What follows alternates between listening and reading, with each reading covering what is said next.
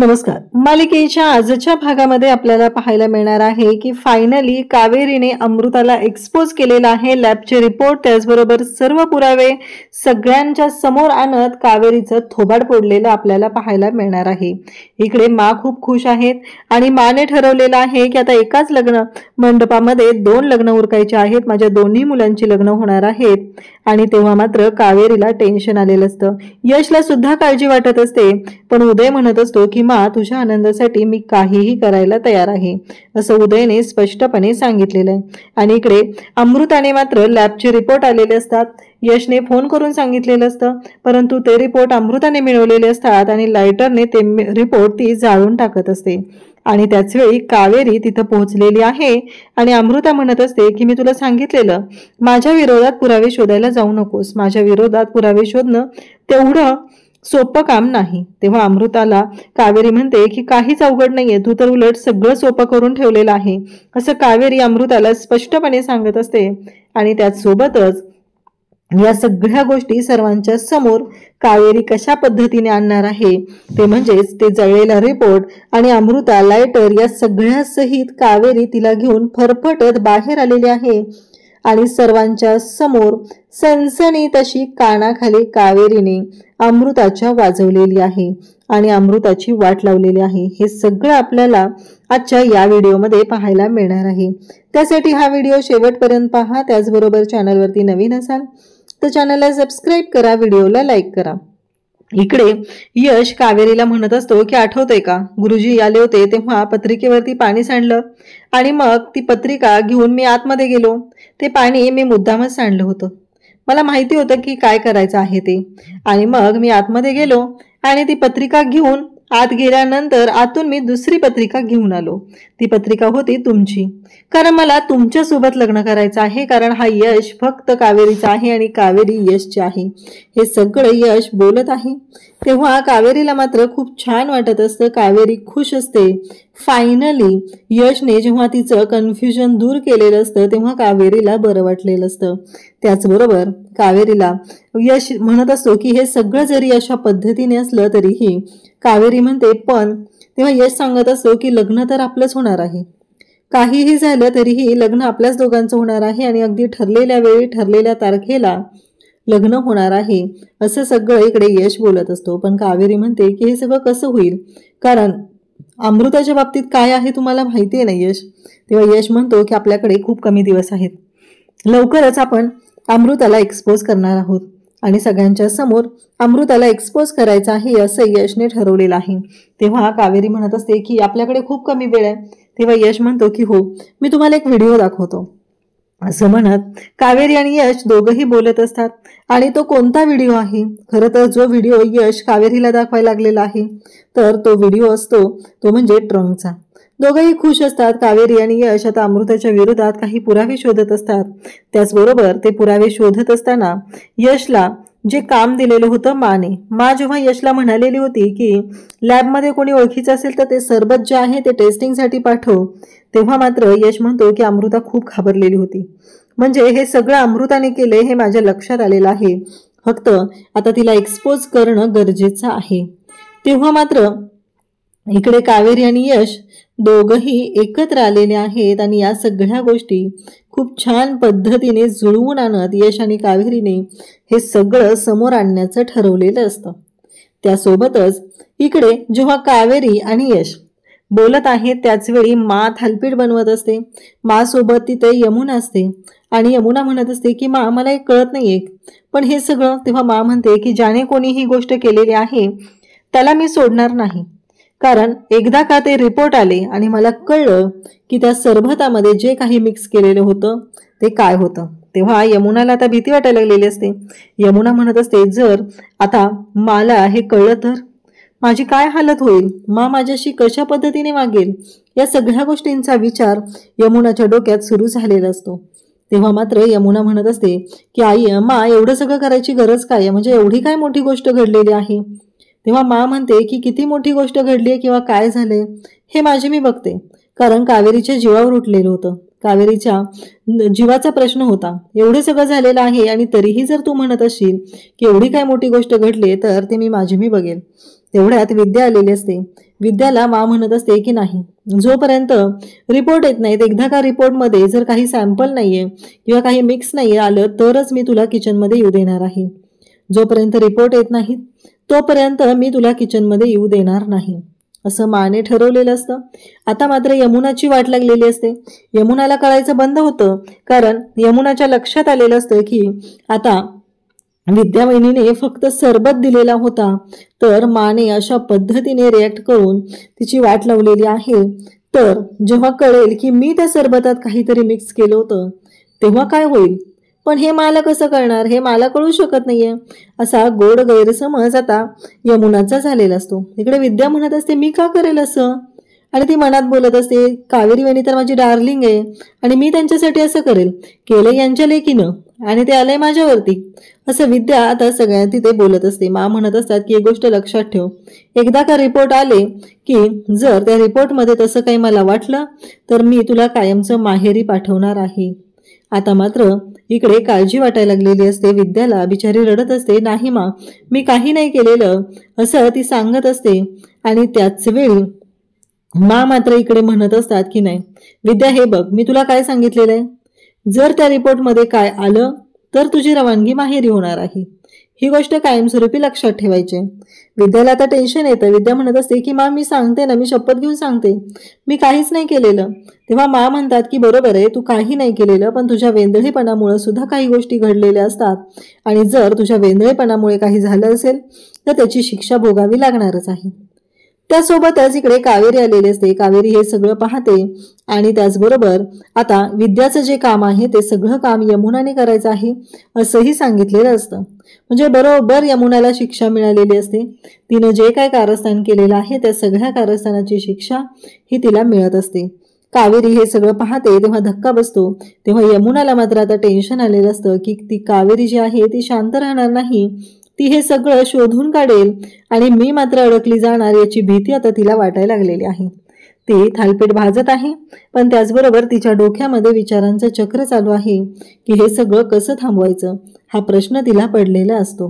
त्यासोबतच यमुनाला काळजीही वाटत आहे की मी काय करू, या सगळ्यातून बाहेर कसं पडू.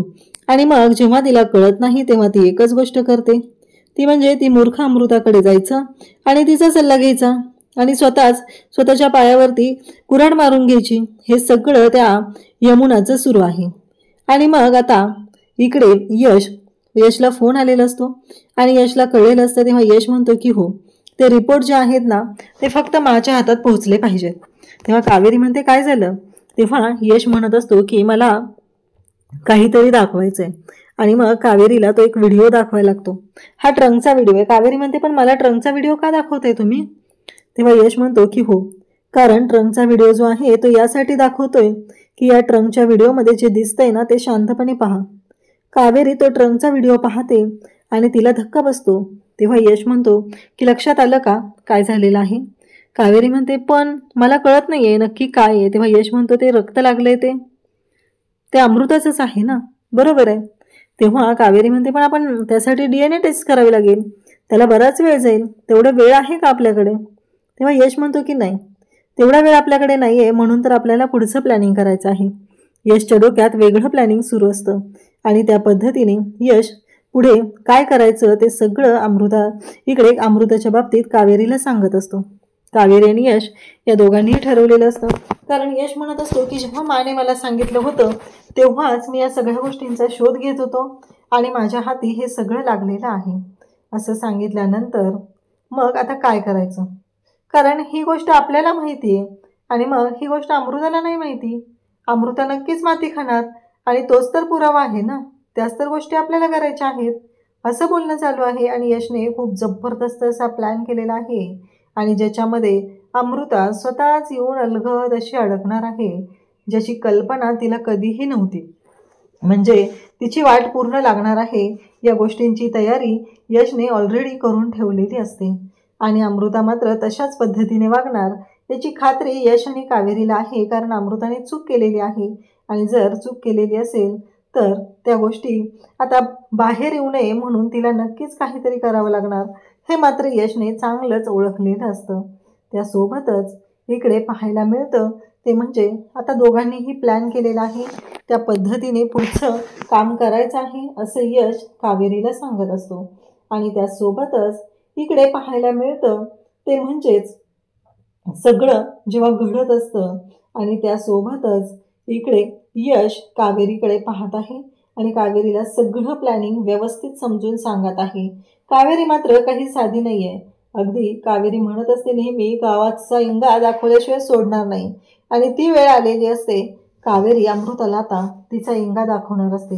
अगदी अमृताने जो काही प्लॅन केलेला आहे, ज्या काही गोष्टी केलेल्या आहेत, त्या सगळ्या कशा पद्धतीने वर्क करायच्या हे मात्र चांगलंच इकडे माहिती आहे.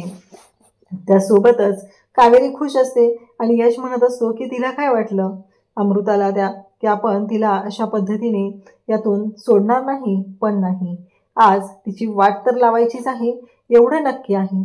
इकडे यमुनाची मात्र वाट लागलेली असते, ती काम करून करून, कारण तिला असं वाटतच नव्हतं की ती यामध्ये अडकली जाईल, पण ती मात्र पुरती त्याच्यामध्ये अडकलेली असते आणि आता तिच्या पुढे कोणताच ऑप्शन नसतो. त्यासोबतच इकडे पाहायला मिळतं ते म्हणजे एवढं सगळं होऊनही ज्या गोष्टी घडत असतात त्या मात्र अमृता आता बरोबर पोहोचलेली असते, बरोबर तिथे गेलेली आहे. आणि मग पुन्हा माघारी येते. अमृता आणि यमुनाला इकडे मा सांगत असतात की सगळ्यांना वाढायला घे थालपीठ, उदयला लोणचं दे, यशला दही दे, असं सगळं मा सांगत असतात. आणि आता मात्र प्रश्न पडलेला असतो तो म्हणजे की यशला इकडे नक्की काय करायचं. तेव्हा मात्र अमृता म्हणते की मला ना थोडंसं थकल्यासारखं झालंय. तेव्हा मा म्हणतात की अगं काहीच काळजी करायची गरज नाही आहे, सगळं व्यवस्थित होणार आहे आणि तू बिनधास्त राहा, असं इकडे मा सांगत आहेत. आणि तेव्हा मात्र आता वाट लागलेली असते ती म्हणजे अमृताची. अमृता आता तिथून काही काम करायचं नाही हा बहाणा करते आणि ती पोहोचलेली असते ती ट्रंकच्या तिथे जाते. आणि त्याचबरोबर हे सगळं जेव्हा घडत असतं तेव्हा मात्र तिच्या लक्षातही आलेलं नाही आहे की आपण हे सगळं काय करून बसलेलो आहोत, या सगळ्यांचे परिणाम काय होणार आहेत, या कोणत्याच गोष्टी तिच्या लक्षात नसतात. मग तिच्या तिथे गेल्यावर लक्षात येतं की अरे हे तर काय झालं, कारण इथे तर रक्त लागलेलं आहे. आणि मग ते रक्त पुसण्यासाठी ती तिथे जाते आणि म्हणते हे वाळून गेले, हे निघत नाही आहे, पण मला या सगळ्याचं काहीतरी करावं लागणार आहे, असं तिच्या डोक्यात सुरू आहे. आणि त्याचमुळं तिने आता तिथं उभी राहिलेली असते आणि त्या सगळ्या गोष्टी ती करत असते. त्यासोबतच इकडे पाहायला मिळतं ते म्हणजे अमृताने हे जे काही कारस्थान सुरू केलेलं असतं आणि पाठीमागून कावेरी येते आणि अमृताला त्या ट्रंकात ढकलून देते आणि तिला म्हणू लागते की तुला काय वाटलं, म्हणजे तुला असं वाटलेलं का की मला तर ढकलण्यासाठी तुला एवढा पण वेळ लागलेला नसेल, तू तर इझिली मला ढकललंस ना, त्यामुळं प्रश्नच येत नाहीये, बरोबर आहे ना, असं म्हणत आता या सगळ्या गोष्टी घडलेल्या असतात. आणि त्यासोबतच ती म्हणते की बरोबर आहे, तू मला ढकललेलं होतं, एवढ्यापेक्षा कमी वेळात ढकललेलं होतं, या सगळ्या गोष्टी मला माहिती आहेत, पण आज ती वेळ तुझ्यावर आलेली आहे. तेव्हा अमृता आतून आता बोंबलत असते, ओरडत असते की तू काय करतेस कावेरी, तुला कळतंय का, तुझ्यामुळे हे सगळं होतंय, तुझ्या लक्षात येतंय का, असं म्हणत कावेरी ओरडत असते, मला बाहेर काढ, तुला माहिती आहे ना मला अस्थमा आहे, असं म्हणत तिचं ओरडणं सुरू असतं. आणि तेव्हा मात्र इकडे आता कावेरी तिला बाहेर काढते आणि तिला म्हणत असते की तुला काय वाटलं. तेव्हा अमृता म्हणते की हे बघ आता तुला कळलेलंच आहे ना, तर लक्षात ठेव मी काय करणार आहे, असं म्हणत अमृता म्हणत असते की माझ्या वाटेत तू यायचं नाही, तुझ्यामुळे हे सगळं झालेलं आहे आणि तुझ्यासोबत जर लग्न केलं नसतं ना उदयने तर आज ही वेळ आली नसती, माझ्या बहिणीला जीव गमवावा लागला नसता. तेव्हा कावेरी म्हणते की आपलं ज्याच्यावर प्रेम आहे त्याच्याशी लग्न करणं हा गुन्हा नाही आहे, पण तू आत्ता जे जाणून बुजून करते याला गुन्हा म्हणतात, कारण तुझ्या बहिणीवरती उदयचं प्रेमच नव्हतं.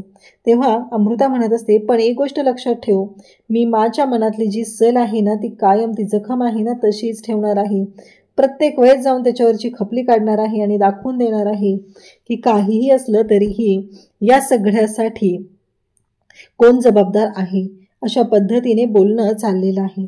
त्यासोबतच इकडे पाहायला मिळतं ते म्हणजेच की सगळे आता बोलवलेले असतात, दागिने घ्यायचे असतात, साड्यांची खरेदी असते, त्यासाठी बोलवलेले असतात.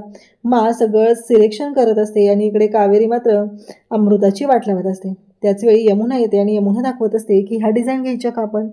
त्यावेळेस मा मात्र इकडे सांगत असतात की आपल्याला ना या गोष्टी अशा पद्धतीने करायच्या आहेत, असं सगळं बोलणं चाललेलं असतं. आणि त्याच वेळी या सगळ्या गोष्टी घडत आहेत आणि मा सांगतात की जरा डार्क कलरच्या दाखवा बरं.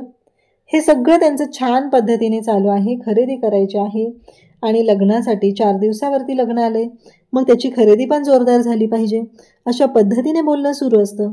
आणि त्यासोबतच यशला सुद्धा कुर्ता दाखवला असतो. यशला जेव्हा कुर्ता सिलेक्ट केला जातो तेव्हा मात्र यश पाहत राहतो आणि त्याचवेळी मा सुद्धा त्याच्याकडे पाहत असतात. यशला म्हणत असतात की छान घे रे, आणि उदय तुझ्यासाठी पण घे हा छान कुर्ता. त्याचबरोबर मा इकडे सांगत आहेत की कावेरी तुझ्यासाठी ही छान साडी घे हा, भरजरी अगदी नव्या नवरीला असते ना तशी. हे ऐकल्यानंतर मात्र इकडे कावेरी म्हणत असे पण का? तेव्हा मा म्हणतात मला माहिती आहे तू असंच बोलणार आहे की त्याची काही गरज आहे म्हणून, पण आम्ही दोघांनी एक ठरवले. सगळेजण ऐकायला लागतात की नक्की या दोघांनी काय ठरवले, हा प्रश्न पडलेला असतो. आणि तेव्हा मात्र आम्ही दोघांनी ठरवले की आता या लग्न मंडपामध्ये तुमच्या दोघांचंही लग्न लावायचं आहे. म्हणजेच 2 लग्न लागणार असतात, उदय कावेरी आणि त्याचबरोबर अमृता आणि यश. ही घोषणा माने केलेली असते. त्या क्षणी कावेरीला धक्का बसतो. कावेरी म्हणते त्याची काय गरज आहे. उदय पण तेच बोलत असतो. तेव्हा मा म्हणत असते की कसं आहे माहिती आहे का, उदय तर आपल्या आयुष्यात आला, पण उदयने काही गोष्टी विसरलेला आहे. तर तो अमृताला सुद्धा कावेरीला सुद्धा तो विसरलेला आहे. तर कावेरी आणि त्याच्या नात्याची छान सुरुवात व्हावी, त्याच्या संसाराची सुरुवात व्हावी, यासाठी आम्ही दोघांनी हे ठरवलेलं आहे, असं माने सांगितलेलं असतं. तेव्हा उदय माला म्हणतो की चालेल, मी तुझ्या शब्दाबाहेर नाही, तुझा आनंद तोच माझा आनंद. म्हणजे उदय पूर्वीसारखा छान वागू लागलेला आहे आणि इकडे मा सुद्धा खुश झालेली आहे. त्यासोबतच उद्याच्या भागात आपल्याला पाहायला मिळतं की माने कावेरी आणि उदयला दोघांनाही जवळ घेतलेलं आहे. त्या दोघांशी मा बोलत आहे आणि त्याचबरोबर इकडे कावेरी आणि मा यांना सांगत आहे की असेच दोघंजण सुखात राहा, आनंदात राहा, असं सांगितलेलं असतं. यशला मात्र धक्का बसलेला असतो. यश म्हणत असतो की काय करू नक्की, कारण त्याला कळत नाहीये की हे थांबवायचं कसं. पण त्याच्या डोक्यात आहे की लग्न होणार ते फक्त आणि फक्त कावेरी आणि यशचंच, एवढंच त्याच्या डोक्यात आहे. इकडे आता रिपोर्ट आलेले असतात लॅबचे आणि ते रिपोर्ट अमृताने घेतलेले आहेत आणि अमृता ते रिपोर्ट जाळण्यासाठी तयार झालेली असते. त्याचवेळी कावेरी तिथं पोहोचते आणि अमृताला पकडते. तेव्हा अमृता म्हणते की मी तुला सांगितलं होतं, एवढं सोपं नाही मला पकडणं किंवा माझ्या बाबतीत असं सगळं वागणं, एवढं सोपं नाही आहे, एवढं लक्षात ठेवायचं.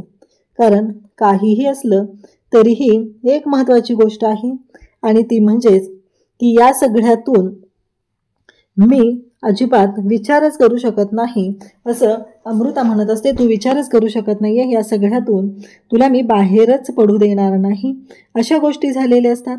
आणि त्याच वेळी इकडे अमृताला सांगितलं जातं, कावेरी म्हणते की अगं तुझ्यासाठी पुरावा शोधणं म्हणजे तुझ्या विरोधातले पुरावे शोधणं खूप सोपं आहे माझ्यासाठी, एवढा विचार करूच नकोस तू, असं बोलणं चालू आहे.